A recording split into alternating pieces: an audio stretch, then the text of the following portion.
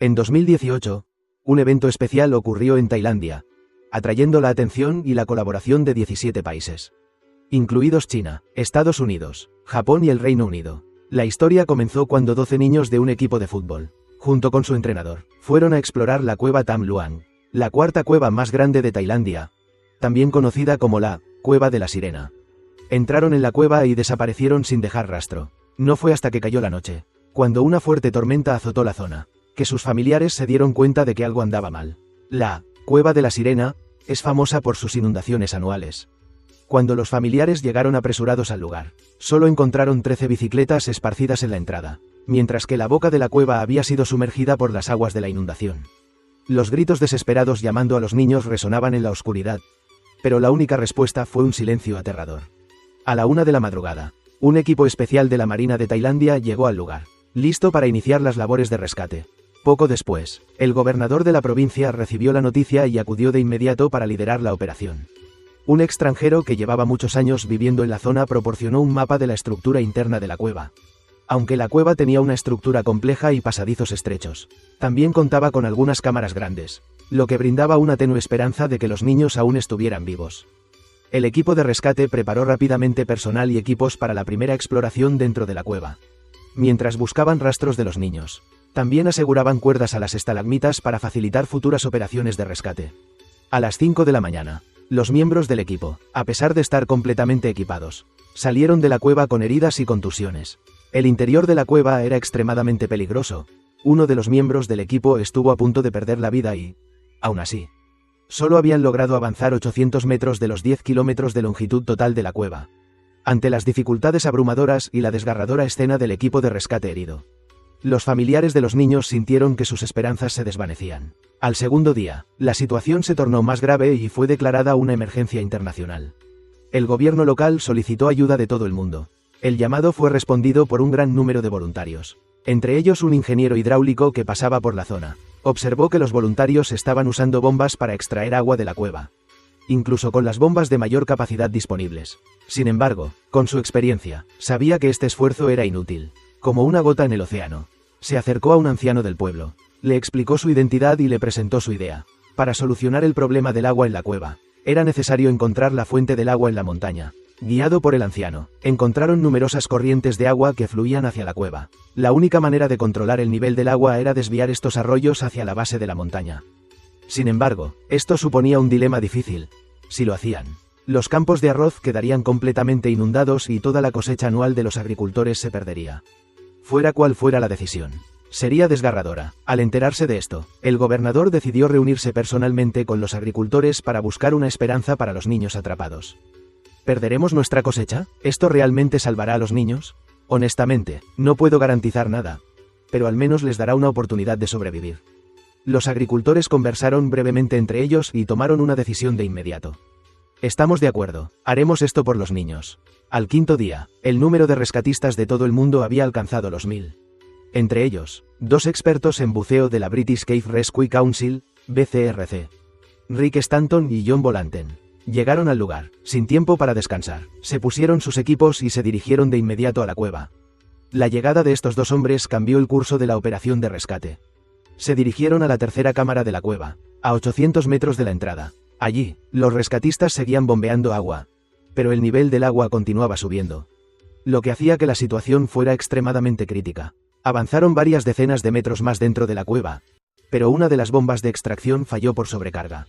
Los técnicos intentaban repararla. Este era el último punto donde podían salir a la superficie para respirar. Rick y John se pusieron las aletas y comenzaron a bucear en el agua turbia y oscura de la cueva. Con visibilidad casi nula, el peligro bajo el agua superaba con creces su imaginación. Las afiladas rocas podían causar cortes en cualquier momento, con riesgo de infecciones graves. El pasaje era extremadamente estrecho. Si quedaban atrapados en una grieta, podrían perder la vida. Siguiendo la cuerda guía, avanzaban con gran dificultad. Cada metro recorrido requería un enorme esfuerzo. Y después de casi 4 horas, finalmente llegaron a una bifurcación en forma de T, a 1,6 kilómetros de la entrada. Era la primera cámara grande donde podrían resguardarse de la corriente. Llamaron a los niños durante mucho tiempo, pero no hubo respuesta. Sin otra opción, decidieron seguir buscando en la siguiente cámara. Sin embargo, justo cuando se disponían a avanzar, la presión del agua derrumbó una parte de la pared de la cueva. Una violenta corriente de agua los arrastró, y la fuerza del agua y las rocas desprendidas los pusieron en una situación de vida o muerte. Afortunadamente, gracias a su vasta experiencia, Rick y John lograron escapar del peligro, pero comprendieron que el camino por delante sería aún más desafiante y que cualquier movimiento imprudente podría costarles la vida. Agotados, decidieron regresar. El nivel del agua seguía aumentando a un ritmo alarmante. Cuando llegaron al punto de buceo inicial, el lugar estaba casi completamente inundado. Un ingeniero que reparaba la bomba quedó atrapado en una roca sin poder moverse. Rick y John tuvieron que compartir con él un traje de buceo. Lo sacaron primero y luego regresaron a buscar al otro. Sin embargo, el buceo en cuevas es un desafío extremadamente difícil para una persona normal. Tan pronto como se sumergió en el agua, el ingeniero mostró signos de pánico. El miedo extremo de estar atrapado en un espacio estrecho y oscuro hizo que poco a poco perdiera la razón. Desesperado, luchó por escapar de Rick y tratar de subir a la superficie.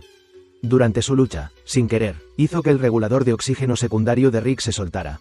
Pero cuando intentó salir a la superficie, se golpeó la cabeza contra la pared de la cueva, haciendo que su sangre se dispersara en el agua. Rick ajustó rápidamente su equipo. Le colocó el regulador de oxígeno de nuevo en la boca y con todas sus fuerzas lo sacó de la cueva. Finalmente, lograron superar esta crisis. Rick y John informaron al gobernador sobre la complicada situación dentro de la cueva. Para evitar más víctimas, el gobernador decidió suspender temporalmente todas las operaciones de rescate y les advirtió a ambos que no ingresaran nuevamente a la cueva sin su aprobación. Hasta ese momento, el equipo de rescate aún no había encontrado ninguna señal de los desaparecidos. Y las familias de los niños comenzaron a perder la esperanza. Solo rogaban al gobierno que al menos recuperara sus cuerpos intactos. Ante esta situación, el comité organizó una reunión de emergencia para discutir cuidadosamente la situación dentro de la cueva. ¿Quién entraría? ¿Cuándo y cómo? Todos coincidieron en que lo mejor era esperar a que la lluvia cesara y se pudiera drenar toda el agua antes de continuar con el rescate. Sin embargo, Rick y John tenían una opinión diferente. Cada minuto que pasaba, los niños estaban más cerca de la muerte. Con 30 años de experiencia como buzos en cuevas, sabían que solo ellos podían encargarse de la misión. Propusieron iniciar el rescate de inmediato. A pesar de esto, el gobernador decidió esperar a que la lluvia se detuviera, pues nadie podría asumir la responsabilidad si los voluntarios extranjeros morían durante el rescate. El octavo día, el desvío del agua comenzó a mostrar progresos.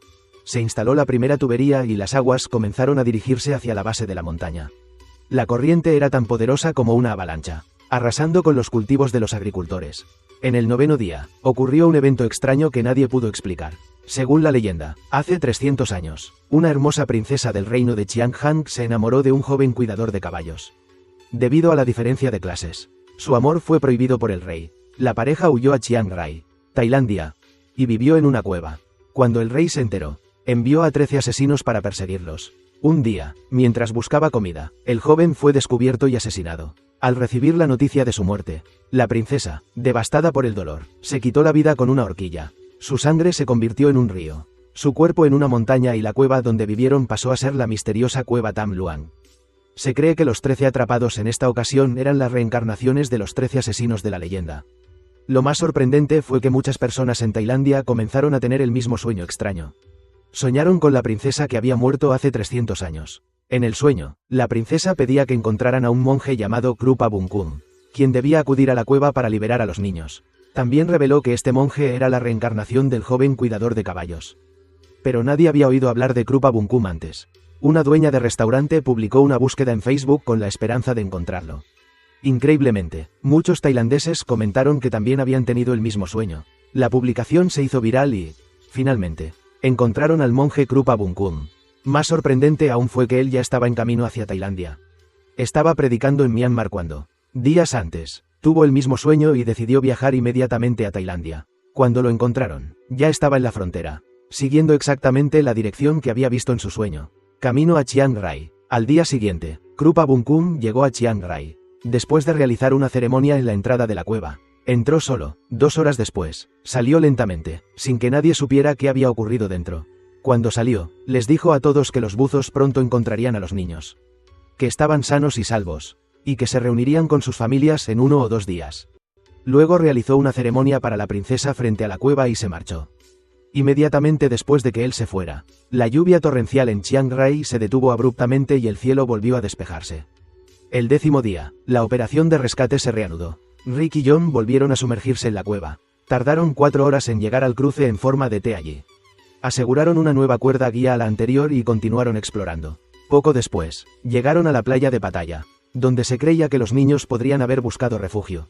Pero, para su gran decepción, no había señales de ellos. En ese momento, ambos comenzaron a temer que los 13 niños hubieran muerto. Bien, buscaré a la izquierda, veamos si encontramos algún cuerpo, dijo uno de ellos. Se separaron y comenzaron a buscar en distintas direcciones, intentando encontrar los cuerpos en el menor tiempo posible.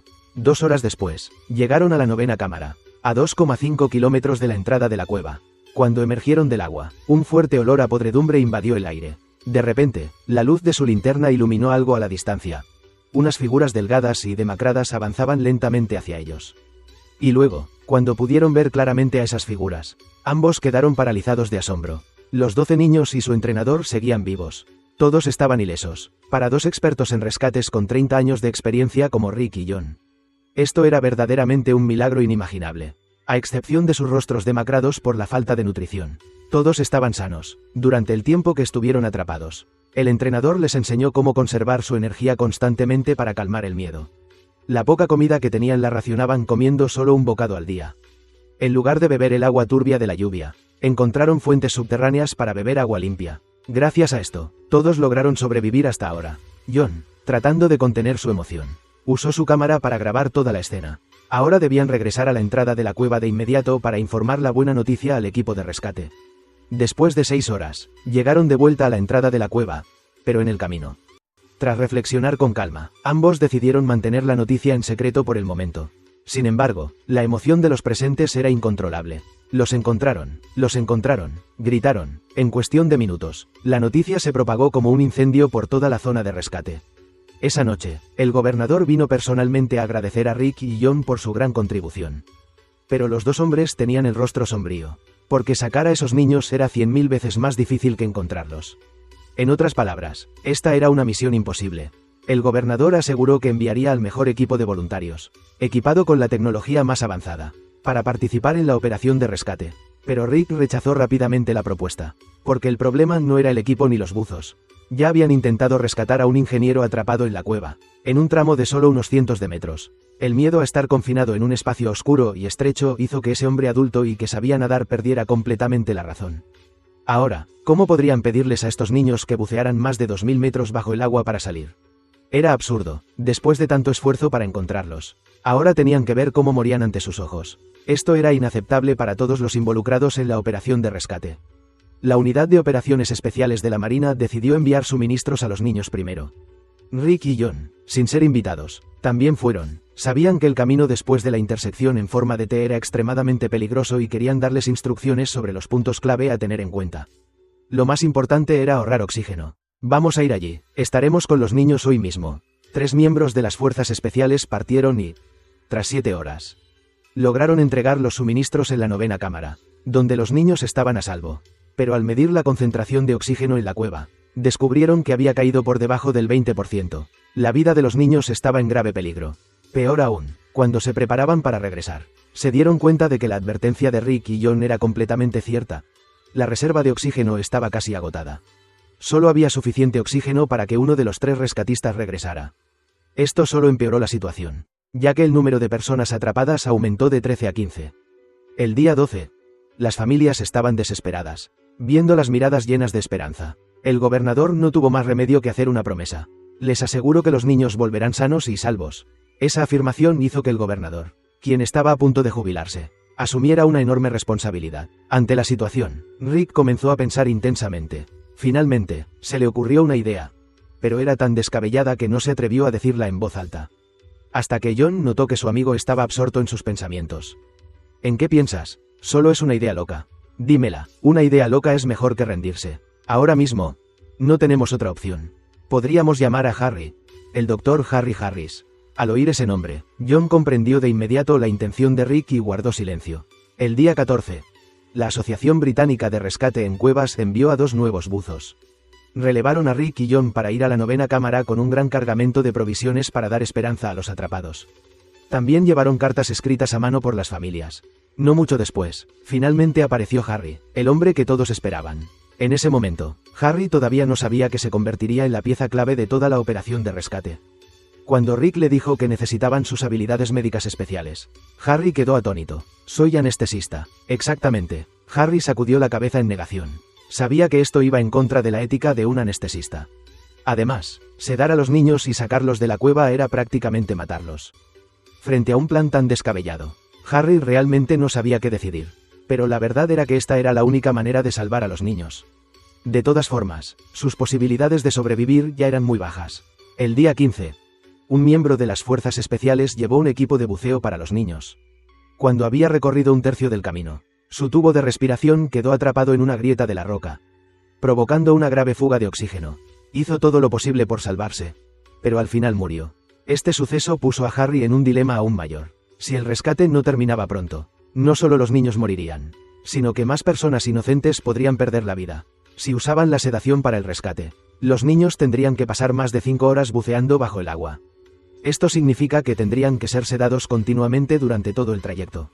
Sin mencionar los riesgos de la anestesia, incluso si la máscara de oxígeno pudiera sellarse completamente. La saliva acumulada en la boca podría asfixiarlos en cualquier momento, sin contar el riesgo de infección por las agujas o el peso adicional que los buceadores tendrían que llevar. Cada uno de estos riesgos podría convertir la operación de rescate en un desastre. Aún en el mejor de los casos, solo podrían salvar a 2 o 3 niños. Harry no tenía el valor para decidir la vida o muerte de 13 personas en cuestión de minutos. Pero Rick dijo: si no hacemos nada, lo único que sacaremos de aquí serán 13 cadáveres. Si mueren en el intento de rescate, al menos habremos hecho todo lo posible. Esa noche, el equipo de rescate se reunió en secreto. La anestesia era la única opción viable para sacar a los niños atrapados. El gobernador preguntó sobre la seguridad del procedimiento, y Harry mostró su preocupación. No puedo responder a esa pregunta porque nunca he hecho algo así. Pero, en teoría, es posible. Si decidimos hacerlo, debemos estar preparados para posibles pérdidas. El gobernador decidió arriesgarse y presentó el plan al ministro. Después de discutirlo, tomaron la decisión de llevar a cabo la operación en secreto, sin que nadie, ni siquiera los padres de los niños, lo supiera. Hagan todo lo posible. Si fallamos, asumiré toda la responsabilidad. El día 16. Comenzó la misión de rescate. Harry entregó una jeringa a cada buceador. Todos practicaron inyectando y retirando la aguja de una botella de agua para controlar la presión y evitar que la aguja se rompiera. Luego, Harry les explicó cuidadosamente los detalles a tener en cuenta al administrar la anestesia. Esa noche, comenzó oficialmente la operación de rescate. Los 13 niños atrapados serían sacados en 3 fases. Bajo las plegarias del pueblo, los buceadores descendieron uno a uno en el agua desde la cavidad número 5, en el medio de la cueva. Voy a quedarme aquí cuando el primer niño cruce este tramo de buceo, dijo Rick. Yo nadaré de regreso para informarte de la situación. Si este método no funciona, detendremos la operación de inmediato antes de sacar a más niños. Pero si funciona, continuaremos. Ellos son nuestra carga y nosotros solo somos los transportistas. Los niños esperaban ansiosos cuando los buceadores llegaron a la cavidad número 9. Al escuchar que habían venido a rescatarlos, todos gritaron de alegría. Pero la operación tuvo problemas antes de siquiera comenzar. El entrenador seleccionó a los 4 niños con menor peso corporal. El niño más pequeño fue elegido para salir primero, pero la máscara de oxígeno no encajaba bien en su rostro, por lo que tuvieron que elegir a otro. Otro niño se puso el traje de buceo y tragó una pastilla. Luego, sus manos y pies fueron atados con bridas. Asustado, el niño se acercó a Harry, quien lo tranquilizó con suavidad antes de inyectarle el sedante en el muslo. Estamos aquí para sacarte, le dijo. La anestesia hizo efecto rápidamente y el niño comenzó a adormecerse. Cuando quedó completamente inconsciente, Harry le colocó cuidadosamente la máscara de oxígeno y verificó que respirara con normalidad antes de inmovilizar sus extremidades. Siguiendo la cuerda guía, comenzó el primer transporte humano bajo el agua a lo largo de 2 kilómetros. Por la tensión, Harry olvidó esperar la señal de Rick en la zona de observación y procedió a anestesiar al segundo niño antes de tiempo. ¿Ya le inyectaste el sedante?, preguntó Rick, sorprendido. Pero una vez que comenzaba la anestesia, no podían detenerse, solo podían seguir adelante. Afortunadamente, poco después, Rick emergió del agua con buenas noticias. El primer niño está a salvo. El método funciona. Sin embargo, después de pasar la zona de observación, el primer niño comenzó a recuperar la conciencia. El buceador a cargo detuvo su avance de inmediato y preparó otra dosis de sedante. Pero, por el agotamiento, sus manos temblaban y la jeringa se le cayó al agua. Afortunadamente, logró recuperarla y aplicó la inyección con éxito antes de que el niño despertara completamente. Mientras tanto, el segundo niño, a cargo de John, llegó a la zona de observación. Tras administrarle otra dosis de anestesia, ocurrió un problema inesperado. No está respirando, exclamó John. Rápidamente, lo giró boca arriba y, para su alivio, el niño volvió a respirar. Intentemos de nuevo, John se dio cuenta de que el niño dejaba de respirar cada vez que se sumergía, pero volvía a respirar cuando lo sacaban del agua. Después de varios intentos, la situación del niño se estabilizó. John sintió que acababa de pasar por una montaña rusa de emociones. Por poco, había sido el primero en fracasar. Mientras tanto, el primer niño fue sacado con éxito de la cueva tras 7 horas y media de viaje. Sus signos vitales eran normales. Después de 16 días bajo tierra, finalmente sintió la luz del sol sobre su piel. Para evitar alarmar a las familias, fue trasladado en secreto a una ambulancia y luego llevado en helicóptero al hospital ante la mirada de miles de personas. Hasta la medianoche, los primeros 4 niños fueron rescatados con éxito. Harry, quien soportaba el peso de esta gran responsabilidad, no se atrevió a salir de la cueva hasta que los médicos confirmaron que todos estaban a salvo. Solo entonces pudo respirar con alivio. No solo establecieron un precedente en la historia del rescate, sino que también lograron un milagro. La mezcla de alegría y preocupación que sentía Harry en ese momento era difícil de expresar con palabras mientras miraba los helicópteros volando sobre su cabeza. La gente empezaba a sentir esperanza, pero Rick y John no sonrieron. Porque sabían que ahora, habiendo salvado a 4 personas, eran considerados héroes. Pero si siquiera una persona de las que quedaban moría, su reputación quedaría arruinada e incluso serían maldecidos por el mundo. En el día 18, los esfuerzos para desviar las aguas de la montaña continuaban sin descanso. Debido al gran caudal, la cantidad de tuberías de drenaje comenzó a ser insuficiente. Un hombre mayor y experimentado solo hizo una pregunta: ¿no hay suficientes tuberías? Luego se levantó, cortó algunos bambúes y los partió por la mitad. Aquí tienen tuberías. Gracias a su ayuda, finalmente, la obra para desviar el agua quedó terminada. Pero justo en ese momento, un rugido grave resonó en el cielo y nubes oscuras comenzaron a acumularse. La temporada de lluvias estaba realmente por comenzar. Esa noche, el equipo de rescate finalmente encontró una máscara adecuada para el niño más ligero, pero al mismo tiempo, la maldita lluvia comenzó a caer. Nadie pudo cerrar los ojos. No se atrevían a imaginar cuán difícil sería la operación de rescate al día siguiente. En el día 19, la lluvia caía torrencialmente con una intensidad creciente. Los campos de arroz se habían convertido en un mar de agua. La dificultad del rescate alcanzó un nivel sin precedentes. Rick declaró que si las próximas acciones no garantizaban la seguridad de sus propias vidas, se retiraría de la misión. Cuando entraron a la cueva, el nivel del agua había subido casi 3 veces más que antes. Esto significaba que tendrían que bucear una distancia mayor y luchar contra corrientes impredecibles, enfrentando un peligro incalculable. Todos comprendieron la gravedad de la situación. Todos miraron a Rick, el líder, y la decisión de continuar o no dependía de él. Está bien, supongo que todo irá bien. Será mejor que actuemos rápidamente. Vamos, chicos, esta era la última misión de rescate y también la más peligrosa. Esa noche, tendrían que darlo todo para salvar a los que quedaban atrapados. Llegaron a la cavidad número 9. Después de varios intentos, descubrieron que la máscara seguía sin ajustarse bien al rostro del niño, pero ya no había tiempo para buscar otra. Un buzo tuvo que modificarla manualmente. Una vez más, el niño fue reemplazado y los otros 3 partieron. Las condiciones bajo el agua se volvían cada vez más complicadas, con corrientes turbulentas y visibilidad reducida. Un joven buzo llamado Chris, mientras arrastraba al niño, accidentalmente dejó caer la cuerda de guía, y la fuerte corriente lo arrastró cada vez más lejos hasta que perdió la orientación. Chris no tuvo más opción que intentar tocar el fondo de la cueva y buscar un punto de apoyo para evitar que él y el niño fueran arrastrados. Afortunadamente, encontró un cable eléctrico. Siguiendo el cable, logró llegar a la cavidad número 4. Para su alivio, el niño estaba bien, pero el tiempo entre las inyecciones de anestesia se había alterado por completo. Para garantizar la seguridad del niño, Chris solo pudo esperar allí hasta que llegara la ayuda. Mientras tanto, del otro lado, finalmente habían terminado de ajustar la máscara del niño. Se puso el traje de buceo y tragó la pastilla. Después de la última inyección de anestesia, el niño también partió. Rick, el segundo en partir, vio a Chris detenido en la cavidad número 4. Lo tranquilizó y le dijo que se quedara allí protegiendo al niño hasta que Harry llegara a verificar su estado. Luego debía seguir las instrucciones de Harry. Mientras tanto, los demás buzos comenzaron a sumergirse uno por uno. En ese momento, todas las personas en la cavidad número 9 ya habían sido evacuadas. Poco después, Chris finalmente vio llegar a Harry. Aunque estaba al borde del colapso mental, había seguido protegiendo al niño con todas sus fuerzas.